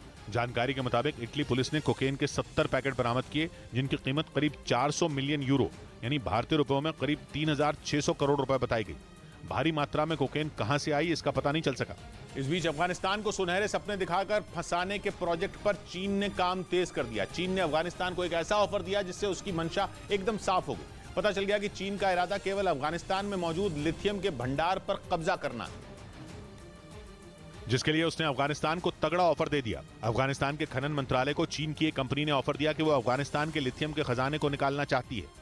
बदले में वो अफगानिस्तान को 1000 करोड़ डॉलर यानी करीब 80,000 करोड़ रुपए देने को तैयार है। सुनने में यह रकम बहुत बड़ी लगती है, इतनी बड़ी कि आर्थिक संकट झेल रहे अफगानिस्तान की काया पलट कर रख दे। लेकिन लिथियम के भंडार की कीमत के सामने ये रकम कुछ भी नहीं। ये हालत तब है जबकि आधिकारिक तौर पर चीन ने अब तक अफगानिस्तान की सरकार को मान्यता तक नहीं दी है। यानी जिस देश की सरकार को चीन ने अब तक मान्यता तक नहीं दी, उस देश का खजाना हड़पने के लिए चीन ने हाथ पैर मारने भी शुरू कर दिए। और ये कोई पहला मौका नहीं है जब चीन ने अफगानिस्तान की सरकार चला रहे तालिबान को ऐसा कोई ऑफर दिया हो। बल्कि पेट्रोलियम के लिए तो चीन की तेल कंपनी अफगानिस्तान की सरकार के साथ डील भी कर चुकी है। उत्तरी अफगानिस्तान में कच्चा तेल निकालने की वो डील 54 करोड़ डॉलर में हुई थी, यानी भारतीय रुपयों में करीब 4500 करोड़। हालांकि उस प्रोजेक्ट पर काम शुरू होना अभी तक बाकी है। खबर है कि चीन की तरफ से जो पेशकश लिथियम से जुड़े सौदे पर हुई वो केवल 1000 करोड़ डॉलर की है, जबकि इस खजाने की कीमत 1 लाख करोड़ डॉलर होने का अनुमान ब्लूमबर्ग की एक रिपोर्ट में दिया गया था। मतलब यह कि चीन इस खजाने को कौड़ियों के दाम पर खरीदना चाहता है। ऊपर से चीन की कोशिश है कि लिथियम के अलावा भी अफगानिस्तान की जमीन में मौजूद सारे प्राकृतिक खजाने पर उसका कब्जा हो जाए। मतलब ये कि लिथियम के अलावा वहां सोना और लोहा भी होने का अनुमान है।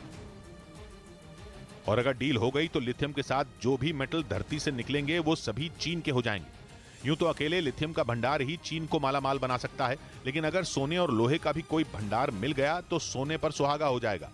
मतलब यह कि अगर डील हो गई तो चीन की 5 उंगलियां घी में होंगी। इसीलिए चीन ने दावा किया कि इस सौदे की वजह से करीब 10 लाख लोगों के लिए रोजगार के मौके बनेंगे।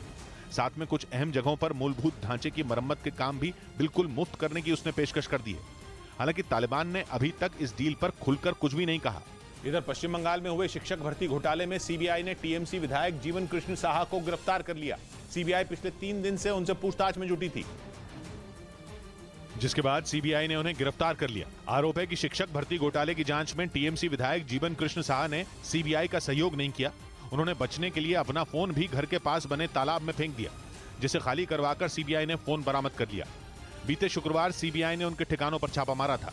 इस बीच कर्नाटक में विधानसभा चुनाव से पहले बीजेपी को एक और बड़ा झटका लगा। टिकट न मिलने से नाराज कर्नाटक के पूर्व मुख्यमंत्री जगदीश शेट्टार कांग्रेस में शामिल हो गए। एक रोज पहले ही उन्होंने बीजेपी से इस्तीफा दिया और अब जगदीश शेट्टार ने कांग्रेस का हाथ थाम लिया। जगदीश शेट्टार को खुद कांग्रेस अध्यक्ष मल्लिकार्जुन खड़गे ने पार्टी में शामिल करवाया। जगदीश शेट्टार का बीजेपी छोड़कर कांग्रेस में जाना पार्टी के लिए एक बड़े झटके की तरह देखा जा रहा है, क्योंकि येडियुरप्पा के बाद वो लिंगायत समुदाय के दूसरे बड़े नेता माने जाते हैं और कर्नाटक में इस समुदाय के करीब 17% वोटर हैं। 2012 से 2013 तक जगदीश शेट्टार कर्नाटक के मुख्यमंत्री भी रह चुके हैं। इतना ही नहीं, हुबली धारवाड़ मध्य से बीजेपी विधायक जगदीश शेट्टार 6 बार वहां से लगातार जीते और अब उन्होंने साफ कर दिया कि वो 7वीं बार भी इसी सीट से जीत दर्ज करेंगे, क्योंकि कहा जा रहा है कि कांग्रेस ने उन्हें हुबली धारवाड़ मध्य सीट से ही टिकट देने का वादा किया है और इसी भरोसे पर उन्होंने कांग्रेस का दामन थामा। लेकिन कर्नाटक चुनावों में बीजेपी की लिस्ट आने के बाद सिर्फ जगदीश शेट्टार ही नहीं बल्कि कई दूसरे नेता भी नाराज बताए जा रहे हैं, जिनमें एक लक्ष्मण सावदी तो 14 अप्रैल को कांग्रेस में शामिल भी हो गए थे। उन्होंने भी बीजेपी पर अपनी अनदेखी का आरोप लगाया था और कर्नाटक के डिप्टी सीएम रहे सावदी ने बीजेपी छोड़ दी थी। लेकिन बीजेपी की मुश्किल यहीं खत्म नहीं हुई, क्योंकि टिकट नहीं मिलने की वजह से कर्नाटक बीजेपी में कई और चेहरे पार्टी से नाराज बताए जा रहे हैं और कांग्रेस इसे वहां एक मौके के तौर पर देख रही है। There are a lot of leaders which we are not able to accommodate them. BJP ने कर्नाटक चुनावों में अब तक कुल 224 सीटों में 222 सीटों के लिए उम्मीदवारों की घोषणा की है और कहा जा रहा है कि इनमें करीब 20 सीटों पर उसे नाराजगी का सामना करना पड़ रहा है। इधर कर्नाटक चुनाव के लिए बीजेपी ने उम्मीदवारों की तीसरी लिस्ट जारी कर दी, जिसमें 10 उम्मीदवारों के नाम का ऐलान किया गया। और हुब्बली धारवाड़ सेंट्रल सीट से कर्नाटक के पूर्व सीएम जगदीश शेट्टार का टिकट काटकर महेश टेंगनीकई को उम्मीदवार बनाया, जिससे नाराज शेट्टार ने बीजेपी से किनारा करके कांग्रेस का दामन थाम लिया। बीजेपी ने 10 मई को होने वाले कर्नाटक विधानसभा चुनाव के लिए अब तक 222 उम्मीदवारों के नाम का ऐलान किया है। उधर पिछले महीने पुतिन के साथ अपनी दोस्ती की कस्में खाने वाले चीन के राष्ट्रपति शी जिनपिंग ने उन्हें जबरदस्त झटका दे दिया। चीन ने ऐलान कर दिया कि वो न तो रूस को हथियार देगा, न ही यूक्रेन को, और पुतिन को यूक्रेन को जीतने के लिए इस वक्त हथियारों की सबसे ज्यादा जरूरत है। और चीन के पास परमाणु हथियारों से लेकर बेहद घातक हाइपरसोनिक मिसाइलें तक हैं, जो अगर यूक्रेन पर गिरीं तो उसके ताबूत में आखिरी कील साबित हो सकती हैं। लेकिन चीन ने तो हाथ खड़े कर दिए कि वो रूस की कोई मदद नहीं करेगा, जबकि चीन शुरुआत से रूस के साथ खड़ा है। माना जा रहा है कि चीन ने रूस को हथियार न देने का फैसला अपने मन से नहीं बल्कि मजबूरी में लिया, क्योंकि अमेरिका पहले ही बहुत तीखे शब्दों में चीन को चेतावनी दे चुका है कि अगर उसने पुतिन को हथियार दिए तो अंजाम भुगतने के लिए भी फिर तैयार रहे। और ताइवान की वजह से चीन पहले ही अमेरिका के टारगेट पर है, इसलिए यूक्रेन की जंग में कूदकर चीन अमेरिका को भड़काना नहीं चाहता। इस बीच रूस के साथ जंग के बीच यूक्रेन ने अपनी सीक्रेट फोर्स के कमांडो मैदान में उतार दिए, जिसका एक वीडियो भी सामने आया, जिसमें सीक्रेट फोर्स डोजोर के कमांडो ताबड़तोड़ गोलियां बरसाते दिखाई दी। यूक्रेन की इस सीक्रेट फोर्स का कोई वीडियो पहली बार सामने आया। ये कमांडो आसमान के साथ साथ पानी में भी दुश्मन से मोर्चा लेते नजर आए। पश्चिमी मीडिया के मुताबिक ये वही खुफिया फोर्स है जिसके जवानों ने रूस की सेना की नाक में दम किया हुआ है। इसी फोर्स की वजह से रूसी फौज की कई टुकड़ियां घुटनों पर आ गईं। बखमुत समेत यूक्रेन के कई शहरों में रूस के महीनों तक संघर्ष करने के पीछे भी इसी फोर्स का होना बताया जाता है। खबर है कि यूक्रेन की इस फोर्स को 2002 में सीक्रेट ऑपरेशन के लिए बनाया गया था। इस फोर्स में 53,000 सैनिक हैं, जिन्हें स्पेशल ट्रेनिंग दी जाती है। इधर पंजाब के बठिंडा मिलिट्री स्टेशन में फायरिंग मामले को पुलिस ने सुलझाने का दावा किया। 4 जवानों पर अंधाधुंध फायरिंग के आरोप में पुलिस ने उनके साथी देसाई मोहन को गिरफ्तार कर लिया, जिसने पुलिस को गुमराह करने के लिए खुद को घटना का चश्मदीद बताया था, लेकिन जांच में उसके बयान झूठे निकले। पुलिस के मुताबिक आरोपी ने मिलिट्री स्टेशन के गार्ड रूम से LMG राइफल के 8 कारतूस, इंसास राइफल और एक 20 कारतूस वाली मैगजीन चोरी की और उसी से 4 जवानों पर गोलियां चला दी, जिसमें 4 का निधन हो गया। इस बीच दिल्ली में आबकारी घोटाला मामले में मुख्यमंत्री अरविंद केजरीवाल के खिलाफ बीजेपी ने जमकर प्रदर्शन किया। वहां सड़क पर उतरे बीजेपी कार्यकर्ताओं ने केजरीवाल सरकार के खिलाफ जमकर नारेबाजी की और भ्रष्टाचार का आरोप लगाते हुए दिल्ली के मुख्यमंत्री अरविंद केजरीवाल के इस्तीफे की मांग की। बीजेपी के कार्यकर्ता और नेता बैनर पोस्टर लेकर विधानसभा की तरफ बढ़ते दिखाई दिए, लेकिन पुलिस ने उस रास्ते पर बैरिकेड लगाकर उन्हें आगे बढ़ने से रोक दिया, जिसके बाद मामला बिगड़ गया और प्रदर्शन कर रहे बीजेपी के कुछ कार्यकर्ता बैरिकेड पर चढ़ गए तो कुछ बैरिकेड को धक्का देने लगे। इस दौरान प्रदर्शनकारियों की पुलिस से झड़प भी हुई, जिसके बाद पुलिस के जवानों ने उन लोगों को खदेड़ना शुरू कर दिया और दिल्ली बीजेपी के अध्यक्ष वीरेंद्र सचदेवा समेत कई कार्यकर्ताओं को हिरासत में ले लिया। मुझे नहीं पता कहां ले जाएंगे, लेकिन हमारा ये लड़ाई, हमारा ये संघर्ष जारी रहेगा। एक रोज पहले शराब नीति घोटाला मामले में दिल्ली के मुख्यमंत्री अरविंद केजरीवाल से सीबीआई ने 9 घंटे पूछताछ की थी। उधर महाराष्ट्र के नासिक में हैरान करने वाला एक वीडियो सामने आया। वहां एक चोर ने एक मंदिर में गार्ड की जमकर पिटाई कर दी, जिसका एक वीडियो भी सामने आया जिसमें वो चोर मंदिर के दरवाजे को तोड़ता दिखाई दिया। लेकिन इसी दौरान जब उस गार्ड ने उसे रोकने की कोशिश की तो उसका गुस्सा भड़क गया और उसने उसे पीटना शुरू कर दिया, जिसके बाद वो गार्ड वहीं बेहोश होकर गिर गया। इसके बाद जो हुआ, ब्रेक के बाद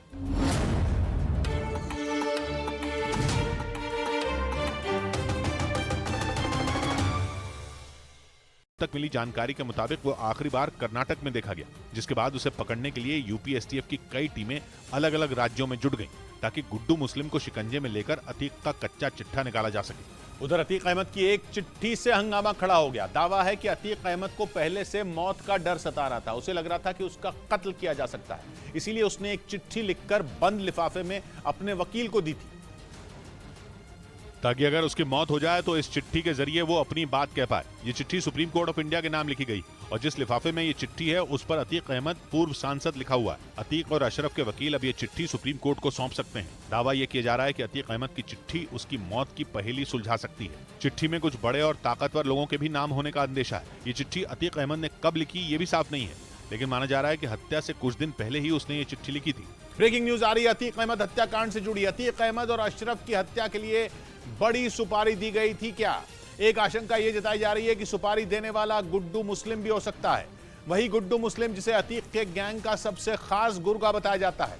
आशंका यह जताई जा रही है कि गुड्डू मुस्लिम ही अतीक और अशरफ की हत्या के पीछे हो सकता है।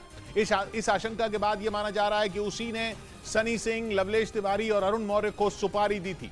बताया जा रहा है कि तीनों को 10-10 लाख रुपए एडवांस देने के साथ उसने नेटवर्क से हथियार भी मुहैया करवाए थे। और तो और यह भी दावा किया जा रहा है कि अतीक को मारने के लिए तीनों हत्यारे प्लानिंग के तहत प्रयागराज पहुंचे थे। मतलब अतीक और अशरफ की हत्या एक सोची समझी साजिश के तहत की गई। हालांकि यह बात साफ नहीं हो सकी कि गुड्डू मुस्लिम ने अगर ऐसा किया भी तो वो क्यों किया, जबकि वो अतीक का सबसे भरोसेमंद आदमी था। और वो न सिर्फ अतीक के ISI कनेक्शन और हथियारों की डील को देखता था, बल्कि पूरे गैंग को भी संभालता था। मतलब गुड्डू मुस्लिम अतीक का राइट हैंड था, जो अतीक के जेल जाने के बाद से पूरे गैंग को ऑपरेट कर रहा था। इस बात की जानकारी यूपी STF की टीम को अतीक के रिमांड के दौरान मिली थी। पुलिस सूत्रों का दावा है कि गुड्डू मुस्लिम ही पाकिस्तानी खुफिया एजेंसी ISI से मंगवाए गए हथियारों को पंजाब के रास्ते यूपी तक लाता था। और तो और सिर्फ गुड्डू मुस्लिम को ही इस बात की जानकारी है कि पाकिस्तान से मंगवाए गए हथियारों को अतीक में कहां छिपा कर रखा है। हालांकि गुड्डू मुस्लिम उमेश पाल की हत्या के बाद यानी 24 फरवरी से ही फरार है। पुलिस से बचने के लिए वो लगातार अपनी लोकेशन बदल रहा है, जबकि यूपी STF की टीम उसे ढूंढने के लिए कई राज्यों में सर्च ऑपरेशन चला रही है। और पुलिस की जांच में यह बात सामने आई कि गुड्डू मुस्लिम अपने 5 साथियों के साथ झांसी में सतीश पांडे नाम के आदमी के घर 5 दिन तक रुका था। पुलिस सूत्रों के मुताबिक झांसी में रहने के दौरान गुड्डू मुस्लिम अतीक अहमद और अशरफ पर नजर बनाए हुए था। इसी वजह से एक आशंका ये जताई जा रही है कि अतीक और अशरफ को मारने की सुपारी देने में उसका हाथ हो सकता है। आशंका यह भी है कि उसी ने आरोपी सनी सिंह, लवलेश तिवारी और अरुण मौर्य को 10-10 लाख रुपए एडवांस के साथ उन्हें आधुनिक हथियार भी दिए थे। और बाकायदा हत्याकांड को अंजाम देने के लिए तीनों को प्रयागराज भेजा गया था। लेकिन पुलिस इस बात की तह तक नहीं पहुंच सकी है कि गुड्डू मुस्लिम ने अतीक और अशरफ की मारने की सुपारी क्यों दी होगी, जबकि वो अतीक का दाहिना हाथ माना जाता था और उसी के पास पूरे गैंग की कमान भी थी। यह भी हो सकता है कि गुड्डू मुस्लिम इस बात से डरा हुआ था कि कहीं पूछताछ के दौरान अतीक और अशरफ उसकी लोकेशन पुलिस को न बता दें, क्योंकि दावा किया जा रहा है कि गुड्डू मुस्लिम कहां छिपा है उसकी जानकारी सिर्फ अतीक के पास थी। यही नहीं, मौत से चंद सेकंड पहले अतीक और अशरफ गुड्डू मुस्लिम की ही बात कर रहे थे। उस दौरान अशरफ उसके बारे में कुछ बताने जा रहा था, तभी ताबड़तोड़ गोलियां बरसाकर दोनों की हत्या कर दी गई।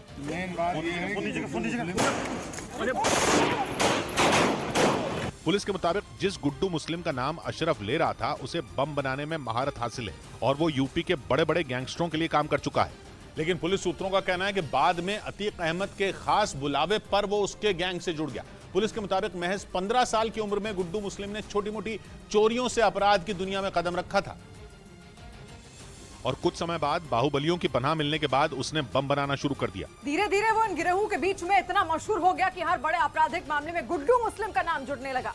24 फरवरी को हुई उमेश पाल की हत्या के बाद आए CCTV वीडियो में भी गुड्डू मुस्लिम को बम फेंकते हुए देखा गया था। आरोप है कि उमेश पाल हत्याकांड में अतीक अहमद के बेटे असद और उसके साथी गुलाम के साथ गुड्डू मुस्लिम भी शामिल था।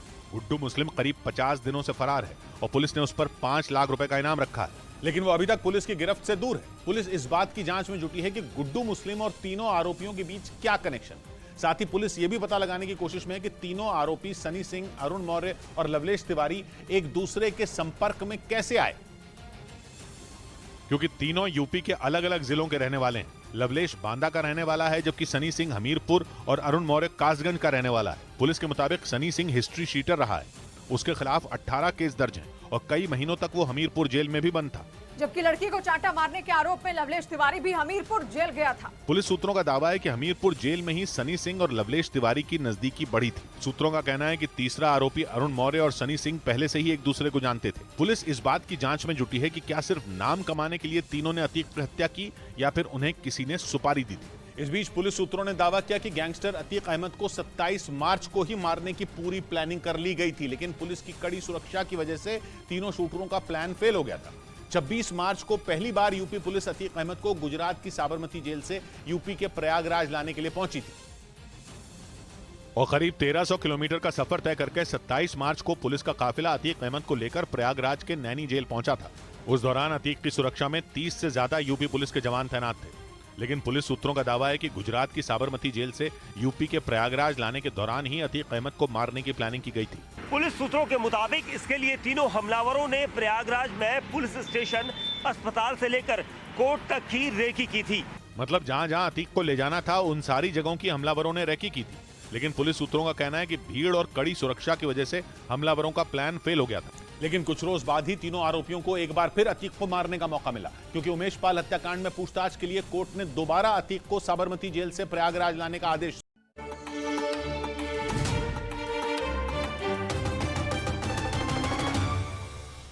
ब्रेकिंग न्यूज आ रही है। अफ्रीकी देश सूडान में छिड़ी हिंसा में मरने वालों का आंकड़ा 100 के करीब पहुंच चुका है। सूडान पर राज करने के लिए वहां की सेना और रैपिड सपोर्ट फोर्सेस नाम के एक पैरामिलिट्री ग्रुप के बीच 3 दिन से लड़ाई हो रही है। दोनों में कोई भी अपनी गलती मानने को तैयार नहीं है। दोनों एक दूसरे पर हिंसा शुरू करने का ठीकरा फोड़ रहे हैं और सूडान में हालात जल्द सुधरने के आसार भी नहीं लग रहे, क्योंकि सेना ने पैरामिलिट्री ग्रुप को भंग करने का ऐलान कर दिया है और डर यह है कि इससे सूडान की आग शांत नहीं होगी, बल्कि उस आग में घी डल सकता है। वहां की सेना और आरएसएफ के बीच की लड़ाई में पहले ही कम से कम 97 लोग मारे जा चुके हैं, लेकिन फिर भी दोनों सूडान की सत्ता के लिए एक दूसरे के खून के प्यासे बने हुए हैं, जो एक दूसरे पर तोप, मोर्टार और बम बरसाने में लगे हैं। लेकिन उनके बीच पिस रही है सूडान की जनता। सूडान में 2021 में तख्ता पलट होने के बाद से सेना के हाथ में सत्ता है। उस तख्ता पलट के पीछे सेना के चीफ और अर्धसैनिक बल रैपिड सपोर्ट फोर्सेस यानी आरएसएफ के हेड का ही हाथ था।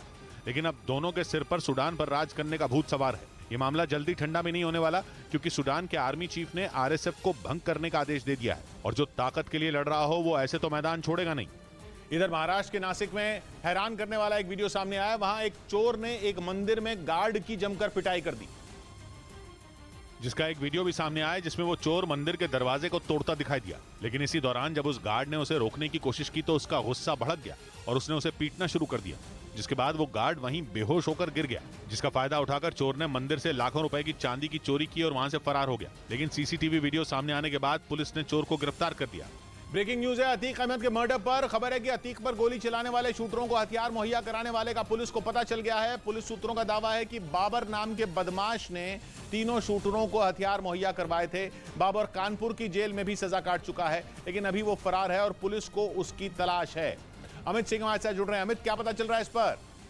देखिए, पुलिस सूत्र ये बताते हैं कि जो शुरुआती पूछताछ में तीनों सूत्रों ने ये बताया है कि कानपुर के जो बदमाश हैं बाबर से उन्हें हथियार मुहैया मिला था। दरअसल सनी जो आरोपी है वो 2020-21 में कानपुर जेल में बंद था, तो उस दौरान बाबर भी उसी जेल में बंद था। दोनों की वहीं दोस्ती होती है और हथियार वहीं से उनको मिलते हैं। बाबर का कनेक्शन पंजाब के कुछ गैंगस्टर्स के साथ है, बड़े अपराधियों के साथ ही है, ये भी निकलकर सामने आ रहा। फिलहाल पुलिस लगातार इस इन्वेस्टिगेशन को आगे बढ़ा रही थी। और कोई सुपारी की बात, ऐसा कुछ सामने आया है? फिलहाल तो अभी सुपारी की बात निकलकर सामने नहीं आया है, लेकिन पुलिस इस मामले को खंगाल रही है, क्योंकि बीते कल 10-10 लाख रुपए देने की बात सामने आई थी। हैंडलर का नाम नहीं पता चल रहा था, तो फिलहाल इस तरफ भी इन्वेस्टिगेशन को आगे बढ़ाया जा रहा है। शुक्रिया अमित आपका। उधर पाकिस्तान के खैबर पख्तूनख्वा में ईश निंदा के आरोप में चीन के एक इंजीनियर को गिरफ्तार कर लिया गया। वहां इस दौरान गुस्साई भीड़ ने उस इंजीनियर को जान से मारने की कोशिश की, जिसके बाद पुलिस के भी हाथ पांव फूल गए। लोगों को पीछे हटाने के लिए पुलिस को हवाई फायरिंग करनी पड़ गई, लेकिन इसके बावजूद भीड़ पीछे नहीं हटी। ईश निंदा के आरोप में गिरफ्तार किए गए चीन के उस इंजीनियर को लोग जान से मारने पर तुले रहे। इस दौरान सड़कों पर ट्रैफिक की रफ्तार भी थम गई। हालांकि किसी तरह से पुलिस ने लोगों को पीछे किया और इस इंजीनियर को गिरफ्तार कर अपने साथ ले गई। बताया जा रहा है कि चीन के जिस इंजीनियर पर ईश निंदा का आरोप लगा, उसकी कुछ मजदूरों के साथ बहस हो गई थी। इस बीच ईरान में लड़कियों को जहर देने की घटनाएं कम होने का नाम नहीं ले रही। वहां पिछले कुछ महीनों में स्कूल में पढ़ने वाली कई लड़कियों की जान जा चुकी है, लेकिन ईरान की सरकार ने इस पर जवाब देने के बजाय इन खबरों को दबाना शुरू कर दिया। वहां की कुछ मीडिया रिपोर्ट में आरोप लगाया गया कि पिछले हफ्ते भी इस्फहान शहर के एक स्कूल में कुछ बच्चियों की तबीयत अचानक बिगड़ गई, पर उन्हें अस्पताल ले जाने की जगह स्कूल के कमरे में बंद कर दिया गया। आरोप तो यह भी है कि इस घटना के बाद स्कूल में जो एम्बुलेंस भेजी गई उनमें ऑक्सीजन सिलेंडर तक नहीं थे।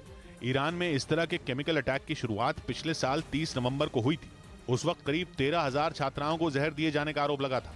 इधर राजस्थान कांग्रेस में अशोक गहलोत और सचिन पायलट के बीच की कलह थमने का नाम ही नहीं ले रही। दिल्ली से लौटने के बाद भी सचिन पायलट के तेवर में तल्खी कम नहीं हुई और उन्होंने एक कार्यक्रम के दौरान इशारों में अशोक गहलोत पर मंच से ही हमला बोल दिया। सच्चाई का रास्ता लंबा है, कठिन है। हालांकि अशोक गहलोत कैंप के तेवर नरम ही दिखे। सभी लोग साथ हैं, पायलट साहब भी, गहलोत साहब भी। पायलट के तेवर देखकर साफ है कि राजस्थान कांग्रेस के दोनों बड़े नेताओं की जंग अभी और बढ़ सकती है। उधर महाराष्ट्र के नागपुर में बीजेपी कार्यकर्ताओं ने महाविकास अघाड़ी की जनसभा के बाद उस जगह का शुद्धिकरण करवाया। उन्होंने वहां गंगा जल और गोमूत्र का छिड़काव किया और मंत्रोच्चारण के साथ उस जगह का शुद्धिकरण करवाया जहां एक दिन पहले महाविकास अघाड़ी ने जनसभा की थी। जिसमें उद्धव ठाकरे शामिल हुए थे। शुद्धिकरण के दौरान बीजेपी ने वहां भारत माता की जय के नारे भी लगाए। इस बीच अमेरिका के अलाबामा में एक बर्थडे पार्टी में हुई ताबड़तोड़ फायरिंग में 4 नाबालिगों की मौत हो गई। यह घटना उस वक्त हुई जब वो लोग रेस्टोरेंट में पार्टी कर रहे थे। तभी कुछ लोगों ने वहां ताबड़तोड़ गोलियां दागनी शुरू कर दी, जिससे वहां भगदड़ मच गई। लोग अपनी जान बचाने के लिए इधर उधर भागने लगे। घटना की जानकारी मिलने के बाद पुलिस की कई टीमें वहां पहुंच गईं। तब तक हमलावर फरार हो चुके थे। इस हमले में 4 नाबालिगों की मौत हो गई, जबकि 2 दर्जन से ज्यादा लोग घायल हो गए, जिन्हें इलाज के लिए अस्पताल ले जाया गया। वहीं पुलिस ने उस इलाके को सील कर दिया और मामले की जांच शुरू कर दी।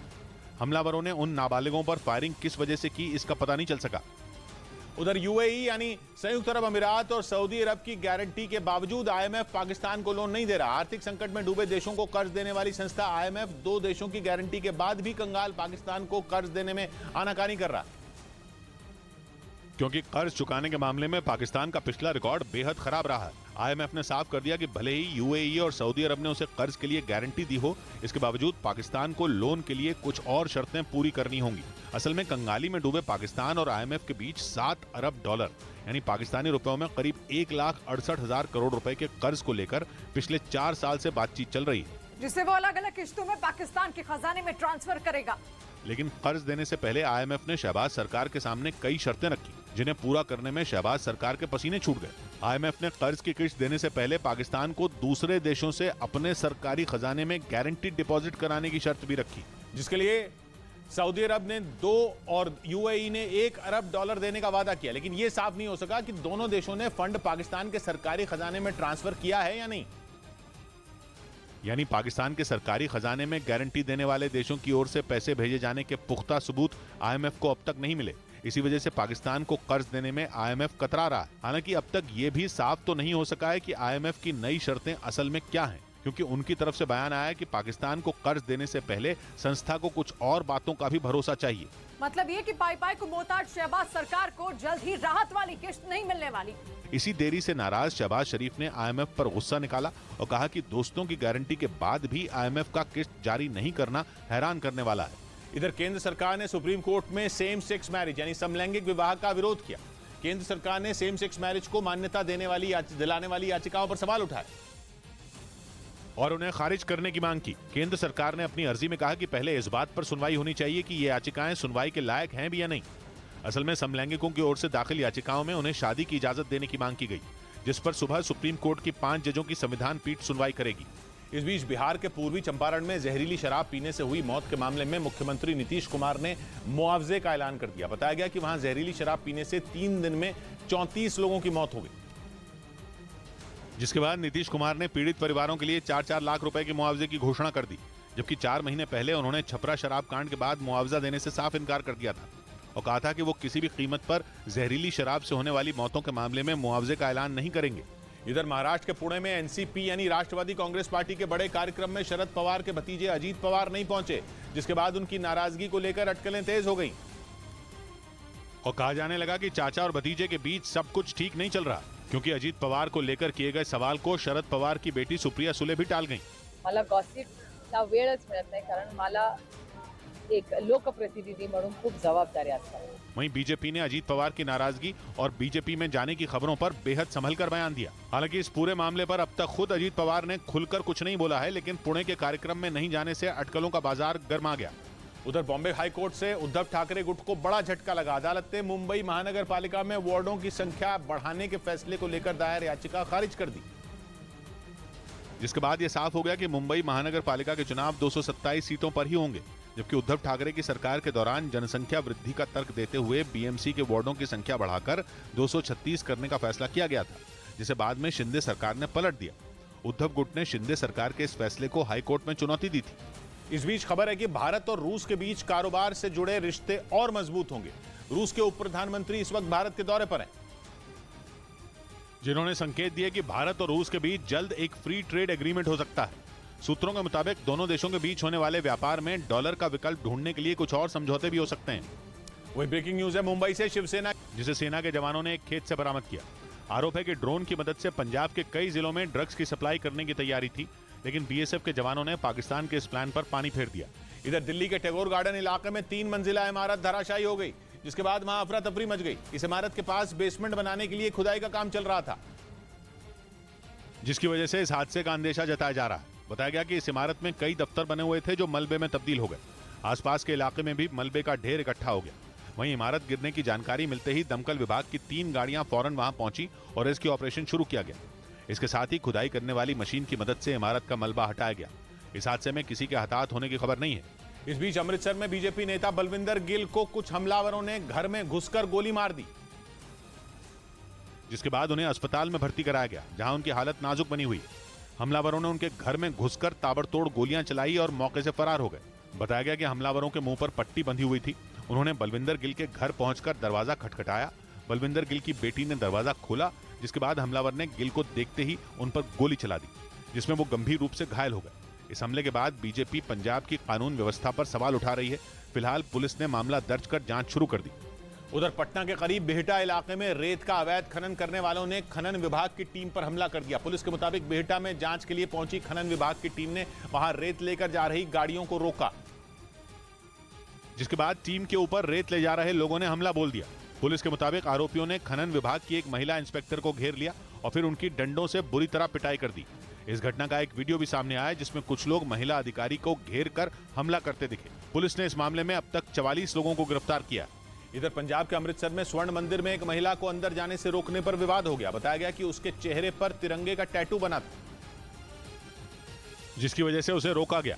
इस घटना का एक वीडियो सोशल मीडिया पर वायरल हो गया, जिसमें स्वर्ण मंदिर में अंदर जाने से एक महिला को वहां का एक कर्मचारी रोकता दिखा। बताया गया कि उसके चेहरे पर तिरंगे वाले टैटू की वजह से एंट्री नहीं दी गई। काफी देर तक गेट पर कर्मचारी और महिला के परिवार वालों के बीच बहस होती रही। हालांकि विवाद बढ़ा तो एसजीपीसी यानी शिरोमणि गुरुद्वारा प्रबंधक कमेटी ने सफाई दी। एसजीपीसी ने इस मामले में किसी की भावना को ठेस पहुंचने पर माफी भी मांगी। इस बीच मध्य प्रदेश के रतलाम में छेड़छाड़ और हत्या के आरोपियों के अवैध निर्माण तोड़ दिए गए। प्रशासन ने कार्रवाई करते हुए उनके अवैध मकान को बुलडोजर से ध्वस्त कर दिया और इस दौरान वहां नगर निगम की टीम के साथ भारी संख्या में पुलिस भी तैनात की गई, ताकि कोई हंगामा न खड़ा हो। नगर निगम के कर्मचारी कार्रवाई के लिए अपने साथ बुलडोजर लेकर पहुंचे, जिनकी मदद से पहले छत को गिराया गया, फिर धीरे धीरे अवैध तरीके से बनाए गए निर्माण को जमींदोज कर दिया गया। आरोपितों की मकान निर्माण की अनुमति नहीं थी, तो उनके द्वारा विधिनुसार कार्रवाई की गई। जिन आरोपियों पर कार्रवाई की गई उन पर इल्जाम है कि उन्होंने छेड़छाड़ का विरोध करने पर लड़की के मंगेतर की हत्या कर दी। मैसेज यही देने की कोशिश की जा रही है जिला प्रशासन की ओर से कि जो भी आरोपी होगा, जो भी अपराधी होगा, जो भी अपराधों में लिप्त होगा, उसे किसी भी कीमत पर बख्शा नहीं जाएगा। 11 अप्रैल को हुई इस वारदात में शामिल आरोपियों के नाम राहिल, साहिल और सादिक बताए गए, जिनको गिरफ्तार कर जेल भेज दिया गया। कट चुका जंगल मगर जिद पर अड़ी है। कट चुका जंगल मगर जिद पर अड़ी है, एक चिड़िया घोंसला लेकर खड़ी है। सौबात की एक बात कही स्वर्णकार ने, ऐसे उधड़ा है बदन सूखी नदी का, जैसे कोई लाश लावारिस पड़ी। मिलते हैं कल। घड़ी जब इशारा करेगी 9 बजे रात का, वक्त फिर होगा 100 बात की एक बात।